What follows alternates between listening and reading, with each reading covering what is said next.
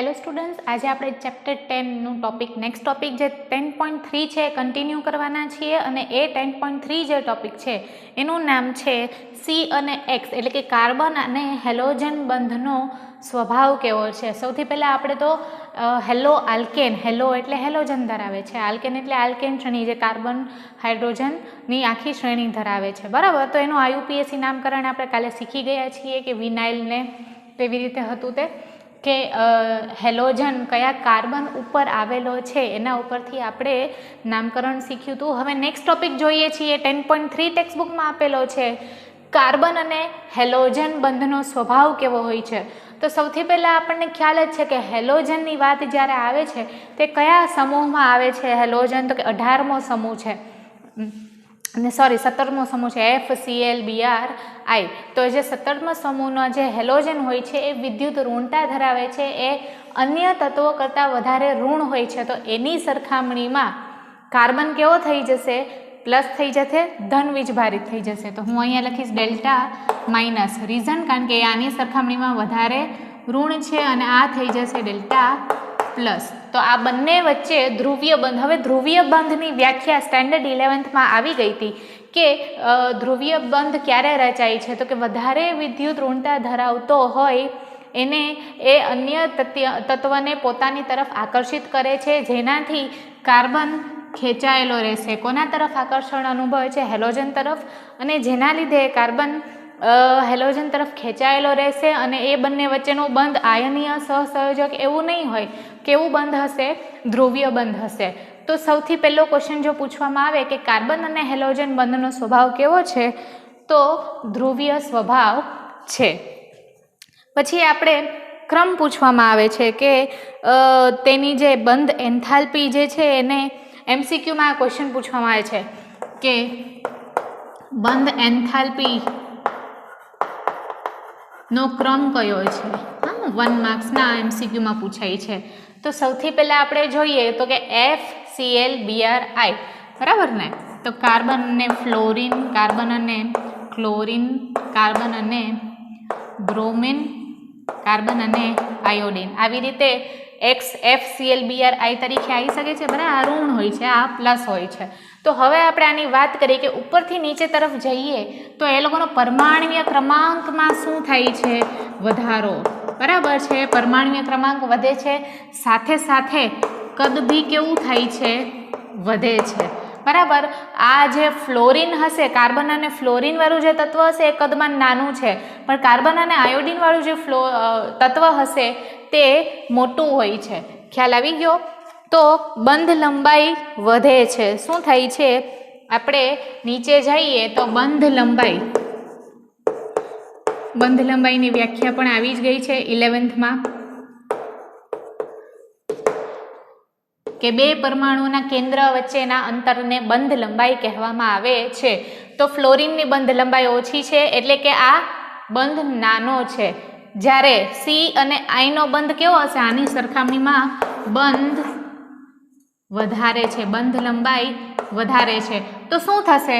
સરખામણી કરીએ સી અને એફ, બંધ લંબાઈ નાનો છે તો આ બંધને તોડવો મુશ્કેલ છે કારણ કે એની લંબાઈ નાની છે. આ બંને નજીક આવેલા છે એકબીજાથી. જ્યારે અહીંયા તમે જોયો તો આની સરખામણીમાં આની બંધ લંબાઈ વધારે છે, હે ને. સી અને એફ, સી અને આયોડિન લઈ લે, બરાબર ને. તો આની બંધ લંબાઈ વધારે છે તો તે આસાનીથી તૂટી શકે છે, આસાનીથી બંધને આપણે તોડી શકીએ છીએ. ખ્યાલ આવી ગયો આપણને? તો સૌથી પહેલો પોઈન્ટ શું યાદ રાખવાનો છે કે કાર્બન અને હેલોજન વચ્ચે કયો બંધ છે? તો કે ધ્રુવીય બંધ રચાયેલો છે. પછી તો કે પરમાણ્વીય ક્રમાંકનો વધારો જોવા મળે છે, સાથે સાથે બંધ લંબાઈ વધે છે અને બંધ એન્થાલ્પીમાં ઘટાડો જોવા મળે છે. બંધ એન્થાલ્પી ઘટે છે. એનું શું કારણ છે? તો કે કદ વધી ગયું છે તો બંધ એન્થાલ્પી ઘટી જાય છે. કારણ કે આની બંધ એન્થાલ્પી ક્રમ કેવી હોય છે કે બંધ એન્થાલ્પી ઓછી, બંધ આસાનીથી તૂટી જાય છે, કદ મોટું હોય છે, જેનાથી બંધ લંબાઈ વધી જાય છે. એટલે ઓછી ઉર્જા આપીને આપણે તે બંધને તોડી શકીશું, બરાબર છે. તો આટલા પોઈન્ટ્સ આપણે યાદમાં રાખવાના છે. અને હા, હું ક્રમ લખી દઉં છું જે MCQમાં પૂછાય છે. 2 ક્વેશ્ચન પૂછાય એવા છે આમાં. ક્રમાંક અને બંધ એન્થાલ્પીનો ક્રમ શું છે? બંધ એન્થાલ્પીનો ક્રમ કેવી રીતે છે? તો greater than CL BR I. બરાબર. આ બંધ એન્થાલ્પીનો ક્રમ છે જે MCQમાં તમારે પસંદ કરીને લખવાનો હશે. મેં ડાયરેક્ટ કાર્બન લીધું, હું CH3 એક એક્ઝામ્પલ લઈ લે CH3 નો. CH3 અને CH3I. તો આ MCQમાં પૂછાય છે કે બંધ એન્થાલ્પીનો ક્રમ કોનો? તો કે કાર્બન અને હેલોજન બંધનો સ્વભાવ કેવો હોય છે? ધ્રુવીય હોય છે. અને એના એન્થાલ્પીનો ક્રમ શું હોય છે? હવે આપણે નેક્સ્ટ ટોપિક કન્ટિન્યુ કરીએ. નેક્સ્ટ ટોપિક છે 10.4. બનાવટ જોઈએ છીએ, હેલો આલ્કેનની બનાવટ. ઓકે સ્ટુડન્ટ્સ, આપણે ટોપિક 10.4 હેલો આલ્કેનની બનાવટ જોઈ લઈએ. બોર્ડ ઉપર મેં 1 ડિગ્રી, 2 ડિગ્રી અને 3 ડિગ્રી હેલો આલ્કેન પદાર્થનું નામ લખ્યું છે. ઇથેનોલનો એક્ઝામ્પલ લીધો છે અને આપણે જોવાનું છે કે આપણને શું મળે છે. સૌથી પહેલાં હેલો આલ્કેન એટલે શું? કે આપણે બનાવટ જોઈએ છે, એટલે કે આપણી નિપજમાં આપણને એક હેલોજન અને એક આલ્કેન એવો પદાર્થ મળવો જોઈએ નિપજમાં. ખ્યાલ આવે છે કે એમાં આપણા નિપજમાં એક હેલોજન હોવો જોઈએ, કારણ કે એ આપણી બનાવટ છે. તો સૌથી પહેલાં આપણે આલ્કોહોલમાંથી બનાવીએ છીએ, એટલે આલ્કોહોલમાં મેં કયું ઉદાહરણ લીધું છે? ઇથેનોલનું ઉદાહરણ લીધું છે. તો બોર્ડ ઉપર મેં લખ્યું જ છે કે 1 ડિગ્રી ઇથેનોલ સૌથી પહેલાં મેં લીધું છે, CH3CH2OH. 1 ડિગ્રી શું કામ મેં કહું છું? આનું રીઝન 1 ડિગ્રીનું, કારણ કે અહીંયા હેલોજન એક અન્ય કાર્બન સાથે જોડાયેલો હોવાથી આ કેવું થઈ જશે? 1 ડિગ્રી નિપજ આપે છે. ખ્યાલ આવી ગયો? તો જ્યારે આપણે ઇથેનોલ અને HCl ને મિક્સ કરાવીએ છીએ તો આ જે OH છે એનું વિસ્થાપન કોણ કરે છે? Cl કરે છે. ખ્યાલ આવે છે આપણને કે ઇથેનોલના OHનું વિસ્થાપન હેલોજન દ્વારા કરવામાં આવે છે નિર્જળ ZnCl2 ની હાજરીમાં. તો OHની જગ્યાએ Cl આવી જશે, તો આપણું નિપજ શું હશે? Chloro ethane. કારણ કે એક જ હેલોજન એક જ હાઇડ્રોજન સાથે કાર્બન સાથે જોડાયેલો છે, એટલા માટે આ કાર્બન કેવો થઈ ગયો? 1 ડિગ્રી નિપજ આપે એવો. અને પ્લસ H2O. ખ્યાલ આવી ગયો? Cl અહીંયા આવી જશે અને આ OH આ બાજુ આવી જશે, એટલા માટે આ કેવું થઈ જશે? H2O થઈ જશે. હવે શું લઈએ છીએ? CH3CH CH3OH. ખ્યાલ આવે છે? તો અહીંયા પણ આ ક્લોરીન અણુ જે છે એ કોનું વિસ્થાપન કરે છે? OH સમૂહનું વિસ્થાપન કરશે. તો આ OHની જગ્યાએ શું આવશે? Cl આવી જશે. ખ્યાલ આવે છે? તો અહીંયા તમે જોઈ શકો છો કે OHની જગ્યાએ Cl આવે છે અને પ્લસ H2O મળે છે. સેમ પ્રોસેસ 2 ડિગ્રી થયું. 2 ડિગ્રી શું કામ થયું? તો અહીંયા રહેલો જે હેલોજન છે એ જે કાર્બન સાથે જોડાયેલો છે અન્ય 2 કાર્બન સાથે જોડાયેલો છે, એટલા માટે આ 2 ડિગ્રી થઈ ગયું.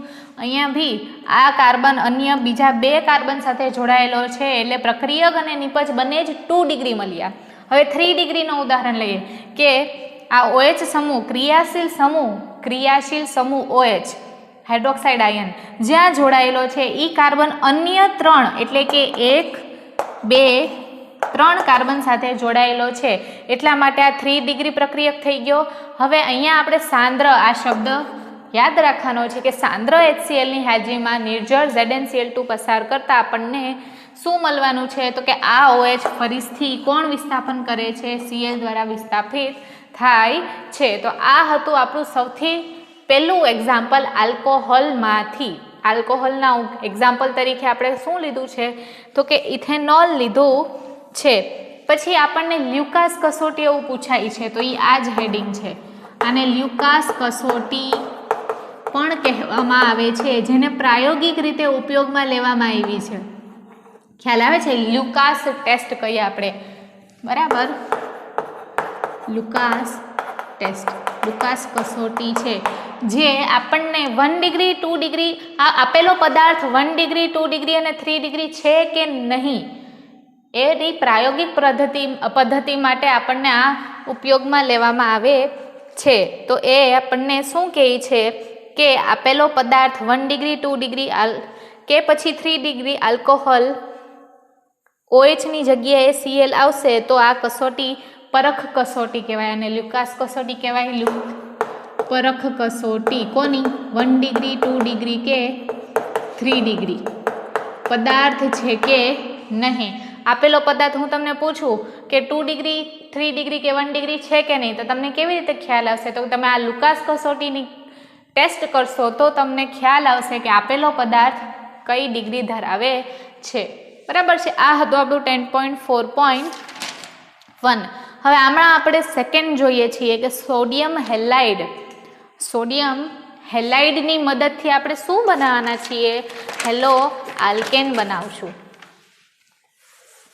આ આલ્કોહોલ પૂરું થયું લુકાસ કસોટી. એના મેં 3 એક્ઝામ્પલ આપ્યા છે તમને લોકોને. આલ્કોહોલમાંથી આપણે હેલો આલ્કેન બનાવ્યું છે. ખ્યાલ આવે છે? હવે નેક્સ્ટ પાછું હેલો આલ્કેન જ બનાવવાનું છે, પણ બીજી પદ્ધતિ કઈ છે? તો કે NaBr વાળી બીજી પદ્ધતિ લઈએ. NaBr ની મદદથી લઈએ છીએ. પાછું હું ઇથેનોલ જ લઉં છું, CH3CH2OH. ઇથેનોલ કોની હાજરીમાં? સોડિયમ બ્રોમાઇડની હાજરીમાં.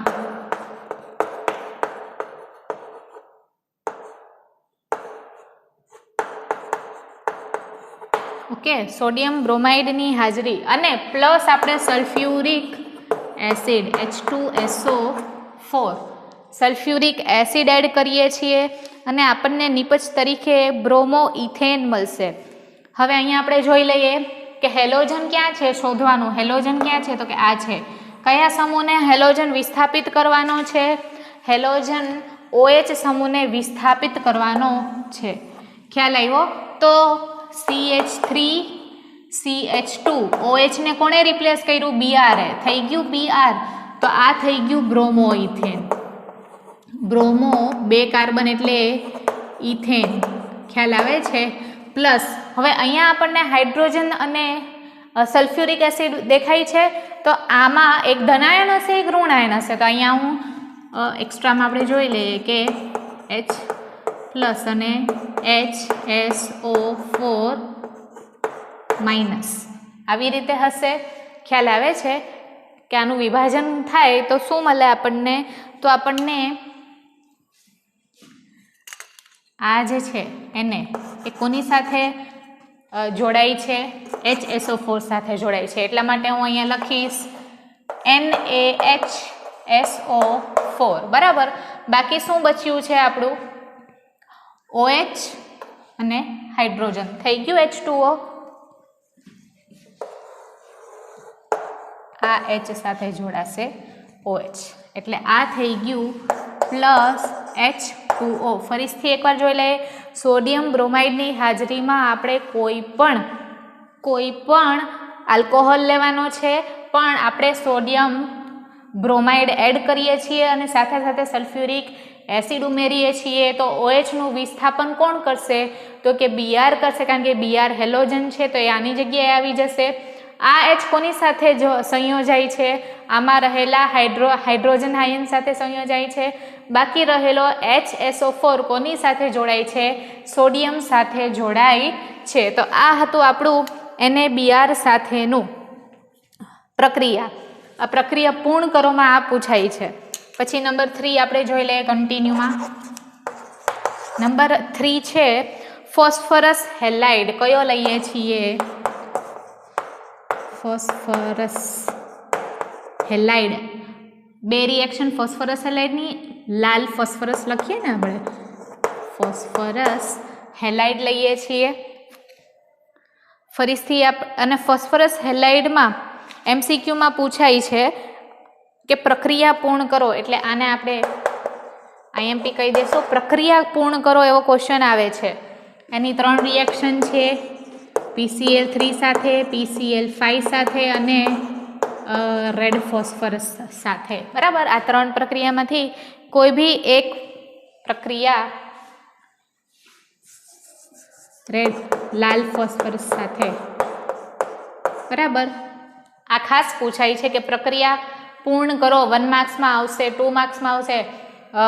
લાસ્ટ સૌથી છેલ્લો જે સેક્શન છે 5 માર્ક્સવાળો, એમાંથી 5 અલગ અલગ પ્રશ્નો પૂછવામાં આવે છે. એમાંથી એક પ્રશ્ન આવો હોય છે કે પ્રક્રિયા, આપેલી પ્રક્રિયા પૂર્ણ કરો. તો આપણને પ્રક્રિયકની સાથે સાથે નિપજ પણ ખબર હોવી જોઈએ. હું ફરીથી ઇથેનોલનું એક્ઝામ્પલ લઉં છું. PCl3 લઈએ આપણે. ચાલો જોઈને જ ખ્યાલ આવે કે અહીંયા Cl કયો છે, તો કે એક આ છે અને એક આ છે. હવે આપણે ધ્યાનથી જોઈએ તો OH કેટલા છે? એક જ છે. Cl કેટલા છે? 3 છે. પણ વિસ્થાપન Cl એક જ કરશે. અહીંયા Cl3 ની બદલે કેટલા ક્લોરીનની જગ્યા લઈ છે? એક જ OH હોવાથી CH3 CH2 Cl. ખ્યાલ આવ્યો? પછી કુલ Cl કેટલા છે આપણી પાસે? 3 છે. તો કેટલા Cl વપરાઈ ગયા? 1 વપરાઈ ગયો. હવે ફોસ્ફરસ બચ્યો ને આપણી પાસે, તો એ ફોસ્ફરસ કોની સાથે? આ રહેલા 3 હાઇડ્રોજન, અહીંયા આગળ 3 છે એટલે અહીંયા આ 3 થયો ને, 3 હાઇડ્રોજન છે અને 3 ઓક્સિજન છે અને બાકી બચ્યો P. તો આ થઈ ગયું આપણું H3PO3 ફોસ્ફોરિક એસિડ મળ્યું આપણને. ખ્યાલ આવ્યો કે આપેલા આલ્કોહોલમાં ફોસ્ફરસ હેલાઇડનું સૌથી પહેલું એક્ઝામ્પલ લીધું છે PCl3 વાળું, બરાબર. પોટેશિયમ ટ્રાઇક્લોરાઇડ વાળું. તો Clનું વિસ્થાપન OHનું વિસ્થાપન Cl દ્વારા થાય છે અને બાકી રહેલું આપણને નિપજ મળે છે ફોસ્ફોરિક એસિડ. અને આ પ્રક્રિયા પૂર્ણ કરો એવી રીતે ફોસ્ફરસ ઓક્સીક્લોરાઇડ, હું નામ લખી દઉં છું, ફોસ્ફરસ એસિડ ક્લોરાઇડ.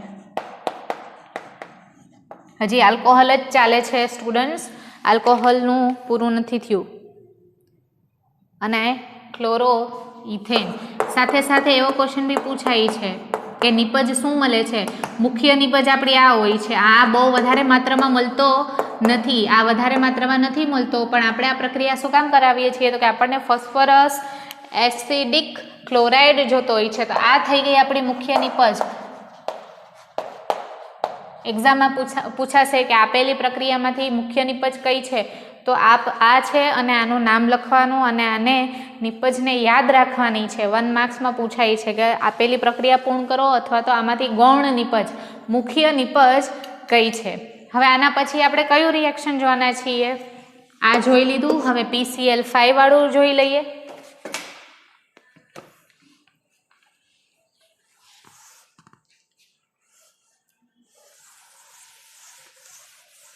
આલ્કોહોલ જ ચાલે છે હજી, આલ્કોહોલ પૂર્ણ નથી થયું students.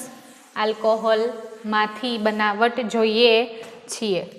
Number 2 CH3CH2OH plus PCl5. તો અહીંયા આપણે જોઈ શકીએ કે Cl કોને વિસ્થાપિત કરવાનો છે? OH ને વિસ્થાપિત કરવાનો છે. તો હું અહીંયા લખીશ CH3CH2Cl પ્લસ બાકી શું બચ્યું છે? P, પછી ઓક્સિજન, હાઇડ્રોજન, તો થઈ ગયું POCl3. ખ્યાલ આવે છે? કારણ કે 5માંથી 1 ક્લોરીન ગયું તો કેટલા ક્લોરીન બચ્યા? 4.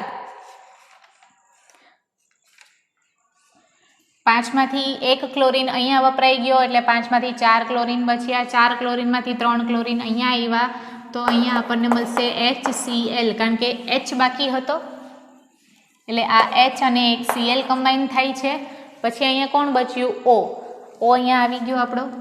કોણ બાકી હતું? P પણ આવી ગયો. અને Cl કેટલા બાકી હતા? તો કે એક અહીંયા ગયો, 3 ને 3 4 ને 5 એટલે 5 Cl થઈ ગયા. એટલે પ્રક્રિયક અને નિપજ બાજુ સંતુલન થઈ ગયું છે. તો આ હતું આપણું PCl5 વાળું. હવે લાલ ફોસ્ફરસ વાળી પ્રક્રિયા જોઈ લઈએ. લાલ ફોસ્ફરસ વાળી પ્રક્રિયા નંબર 3 કરીને જોઈ લઈએ. લાલ ફોસ્ફરસ CH2OH પ્લસ Cl2 એ ડાયક્લોરિનની હાજરીમાં થાય છે, લાલ ફોસ્ફરસ. X બરાબર આપણે Cl2 અથવા તો Br2 આ બે જ લઈ શકીએ છીએ, અન્ય બે લઈ શકતા નથી. કાં તો Cl2 લેવાનું છે કાં તો Br2, એટલે Br2 લખું છું. Cl2 તો આપણે જોયું જ છે, આપણને મળશે CH3 CH2 અને Cl, બરાબર ને, plus CH3 CH2 Cl. Okay, એક જ ક્લોરીન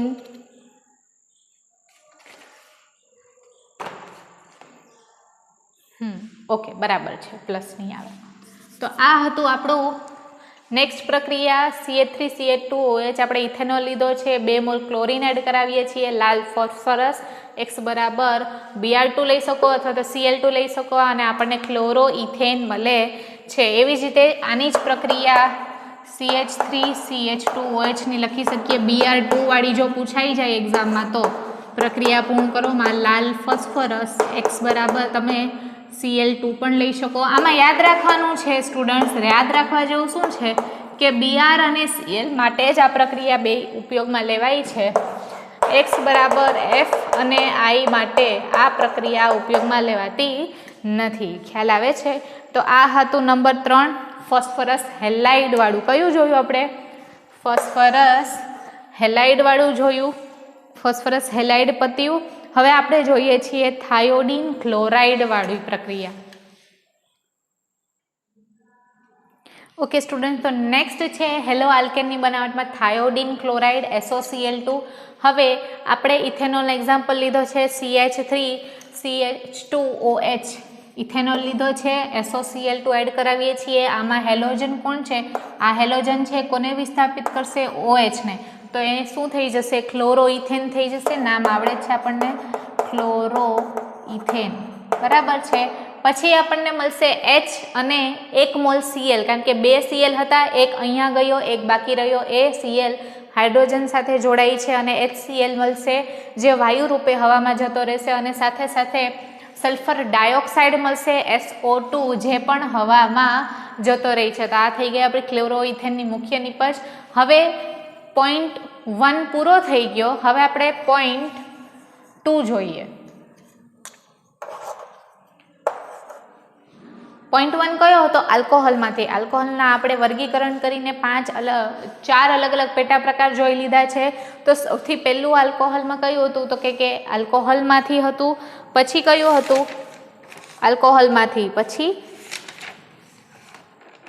લ્યુકાસ કસોટી વાળું. પછી સોડિયમ હેલાઇડ દ્વારા, ફોસ્ફરસ હેલાઇડ દ્વારા. ચોથા નંબરનું થાયોડીન ક્લોરાઇડ વાળું. એટલે 4 એ થઈ ગયા આલ્કોહોલ વાળા.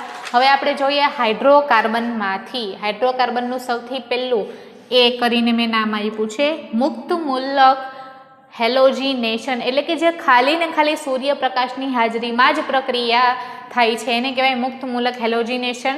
તો સૌથી પહેલાં મેં એક્ઝામ્પલ લીધું છે પ્રોપેનનું, CH3CH2CH3 પ્લસ ડાયક્લોરિન વાયુ લીધો છે જે સૂર્યપ્રકાશની હાજરીમાં પ્રક્રિયા થાય છે. તો અહીંયા રહેલો એક હાઇડ્રોજન સ્ટુડન્ટ્સ કોણ વિસ્થાપિત કરે છે? Cl વિસ્થાપિત કરશે, એક જ હાઇડ્રોજન. ખ્યાલ આવે છે? તો આ કેવું થઈ જશે? CH3CH2CH2Cl, એટલે કે આ જે કાર્બનની આસપાસ 3 હાઇડ્રોજન છે ને, બરાબર, તો આ એક હાઇડ્રોજન કોણ લઈ લેશે? Cl જે લઈ લેશે જગ્યા. તો આ કેટલા બચ્યા? CH2. ખ્યાલ આવ્યો? આ CH2 ક્યાંથી આવ્યો? અને Cl બાકી રહેલો એક Cl આ હાઇડ્રોજન સાથે સંયોજન કરીને HCl આપે છે. આ થઈ ગયું સૂર્યપ્રકાશની હાજરીમાં 1 ક્લોરોપ્રોપેન. એટલે આ પ્રક્રિયામાં શું જોવા મળે છે કે જ્યારે તમે મુક્ત મૂલક હેલોજિનેશન જો છો તે માત્ર ને માત્ર સૂર્યપ્રકાશ એટલે કે UV HV લખવું પડે, HV ની હાજરીમાં થાય છે અને એક હાઇડ્રોજનનું વિસ્થાપન હેલોજન દ્વારા કરવામાં આવે છે. સેકન્ડ એક્ઝામ્પલમાં અહીંયા મિથેનનો સમજાયો છે. મિથેન પાસે 4 હાઇડ્રોજન છે, Cl એડ કર્યો UV પ્રકાશની હાજરીમાં, અહીંયાથી CH4 માંથી કેવું થઈ ગયું? CH3. સેમ પ્રક્રિયા પાછી કરો, CH2.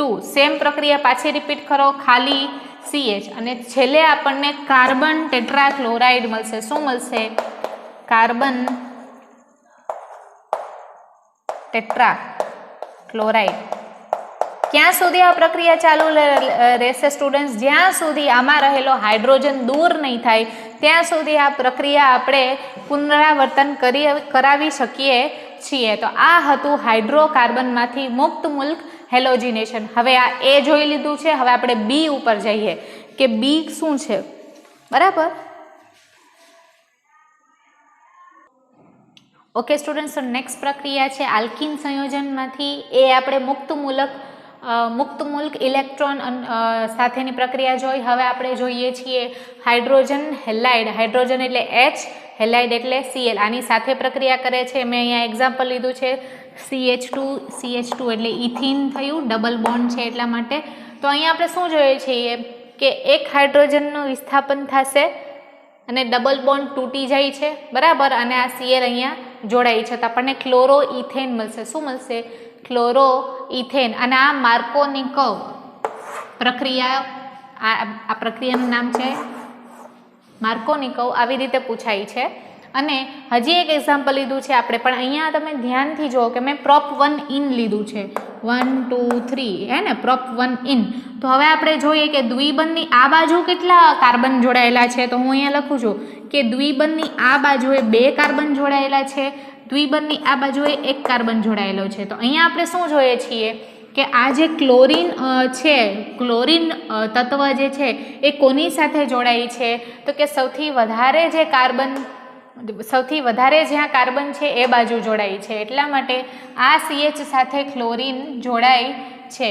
ખ્યાલ આવ્યો તમને? તો આને માર્કોનિકોવ કહેવામાં આવે છે. એવી જ રીતે એન્ટી માર્કોનિકોવ નામની પ્રક્રિયા પણ હોય છે.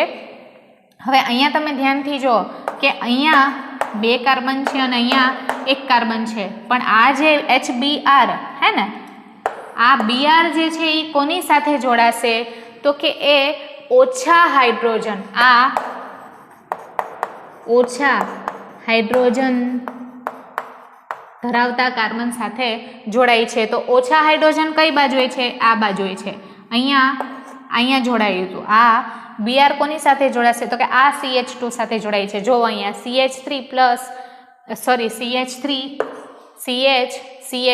CH2 સાથે Br જોડાય છે. તો આને એન્ટી માર્કોનિકોવ કહેવામાં આવે છે. ક્યારેક બંને વચ્ચેનો તફાવત પૂછાય છે અથવા તો ડાયરેક્ટલી પૂછાય છે કે હાઇડ્રોજન હેલાઇડમાંથી આપણે આલ્કીન સંયોજન દ્વારા હેલો આલ્કેનની બનાવટ સમજાવો. તો આપણે માર્કોનિકોવની પ્રક્રિયા અને એન્ટી માર્કોનિકોવની પ્રક્રિયાનો બંનેનો એક ઉદાહરણ લખી શકીએ. ધ્યાનમાં શું રાખવાનું છે કે જ્યારે માર્કોનિકોવ પ્રક્રિયા લખતા હોઈએ તો ત્યારે હેલોજન કોની સાથે સંયોજાય છે? વધારે હાઇડ્રોજન ધરાવતા કાર્બન સાથે.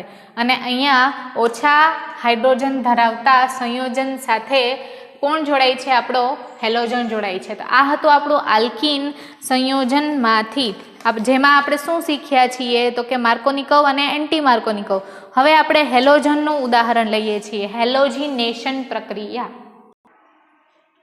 ઓકે, હવે આપણે નેક્સ્ટ ટોપિક જોઈએ 10.4.2 હેલો આલ્કેનની બનાવટમાં ટોપિક નંબર સી જોઈએ છીએ. સીમાં હેલોજિનેશન કઈ પ્રક્રિયા છે? હેલોજિનેશન જે ખાસ દ્વિબંધ માટેની પરખ કસોટી તરીકે પૂછાય છે. બરાબર છે. અને અસંતૃપ્ત પરખ કસોટી અથવા તો દ્વિબંધ, આ ક્વેશ્ચન પૂછાય છે દ્વિબંધ માટેની પરખ કસોટી. તો અહીંયા જે Br લેવામાં આવ્યો છે સ્ટુડન્ટ્સ, એ Br કેમાં ઓગાળેલો છે? તો કે કાર્બન ટેટ્રા ક્લોરાઇડમાં ઓગાળેલો છે. અને આને આ જે Br નો રંગ કેવો હોય છે? તો કે લાલાશ પડતો કથ્થઈ રંગ હોય છે. બરાબર છે. લાલ કથ્થઈ જેવો રંગ હોય છે. જ્યારે તમે આ ડબલ બોન્ડ ધરાવતું દ્રાવણ જુઓ છો ને, તો એનો રંગ કેવો હોય છે? તો કે આ Br ને કાર્બન ટેટ્રા ક્લોરાઇડમાં ઓગાળેલો હોય છે તો આનો રંગ હોય છે લાલાશ પડતો કથ્થઈ. પણ જ્યારે આ પરખ કસોટી કરીએ છીએ અને જો આ હાજર હોય છે, દ્વિબંધ ધરાવતો આલ્કીન જો હાજર હોય છે, તો એ આપણું દ્રાવણ કેવું બનાવી દે છે? પ્રયોગશાળામાં રંગવિહીન બનાવી દે છે. એટલે માટે જો આપેલું દ્રાવણ લાલાશ પડતું કથ્થઈ રંગ હોય અને એમાં તમે પ્રક્રિયા કરાવો તો દ્વિબંધ છે કે નહીં તે જાણવા માટે આપણે મિક્સ કરાવીએ બ્રોમિન. કેમાં ઓગાળેલો હોય છે? કાર્બન ટેટ્રા ક્લોરાઇડમાં. તો જો દ્રાવણ રંગવિહીન બની જાય છે એનો મતલબ એ સાબિત કરે છે કે એ જે સંયોજન આપવામાં આવ્યું હતું એ કેવું હતું? તો કે એ સંયોજન દ્વિબંધ ધરાવતું હતું. ખ્યાલ આવે છે? CCl4માં ઓગળેલા બ્રોમિનને આલ્કિન સંયોજનમાં ઉમેરવામાં આવે છે ત્યારે બ્રોમિનનો લાલાશ પડતો કથ્થઈ રંગ કેવો થઈ જાય છે? દૂર થઈ જાય છે. અને અણુઓમાં રહેલા દ્વિબંધ પરોક્ષ કસોટીમાં પ્રયોગશાળામાં ઉપયોગમાં લેવામાં આવે છે. એટલે કે દ્વિબંધ માટેની કસોટી યાદ રાખશો આપણે. પછી નવો ટોપિક ચાલુ કરીએ છીએ 10.4.3. એમાં 2 છે.